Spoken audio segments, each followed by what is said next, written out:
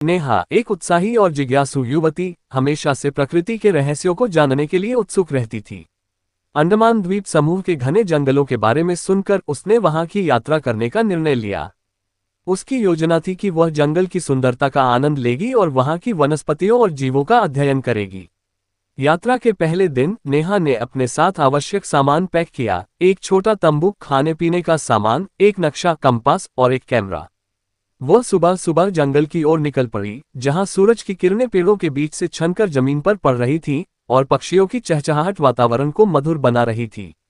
जंगल में प्रवेश करते ही नेहा ने विभिन्न प्रकार के पेड़ पौधों और जीव जंतुओं को देखा।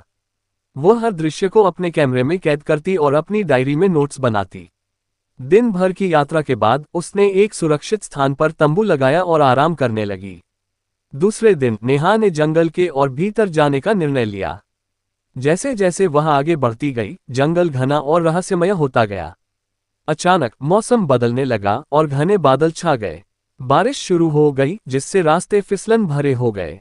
नेहा ने सोचा कि वह वापस लौट जाएगी, लेकिन उसे रास्ता समझ में नहीं आ रहा था। उसका नक्शा भीग चुका था और कंपास काम नहीं कर रहा था। नेहा ने हिम्मत नहीं हारी। उसने सोचा कि वह एक स्थान पर रुकेगी और बारिश रुकने का इंतजार करेगी। उसने अपने तंबू को लगाया और अंदर बैठकर सोचने लगी कि आगे क्या करना है। बारिश लगातार 3 दिनों तक चलती रही और नेहा को उसी स्थान पर रहना पड़ा। उसके पास का खाना भी कम होने लगा था। चौथे दिन बारिश रुक गई और नेहा ने तंबू से बाहर निकलकर आसपास का निरीक्षण किया।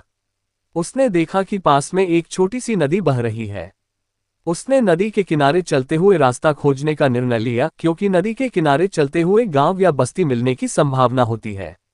नेहा ने नदी के किनारे चलते हुए कई प्रकार के जंगली फल और कंदमूल इकट्ठा किए, जिससे उसकी भूख मिट सके। वह रात को पेड़ों पर ऊंचाई पर सोती, ताकि जंगली जानवरों से सुरक्षित रह सके। इस प्रकार उसने अपनी यात्रा जारी रखी, हर दिन नई चुनौतियों का सामना करते हुए। 7वें दिन नेहा को नदी के किनारे एक छोटी सी झोपड़ी दिखाई दी। वहां एक वृद्ध व्यक्ति रहता था, जो जंगल के बारे में गहरा ज्ञान रखता था। नेहा ने अपनी कहानी उसे सुनाई और उसने नेहा की मदद की। उस व्यक्ति ने नेहा को सुरक्षित रास्ता दिखाया, जिससे वह गांव तक पहुंच सके। इस अनुभव ने नेहा को सिखाया कि धैर्य, साहस और बुद्धिमानी से किसी भी कठिनाई का सामना किया जा सकता है। उसने सीखा कि प्रकृति के साथ तालमेल बिठाकर हम उसकी चुनौतियों का सामना कर सकते हैं और उससे बहुत कुछ सीख सकते हैं।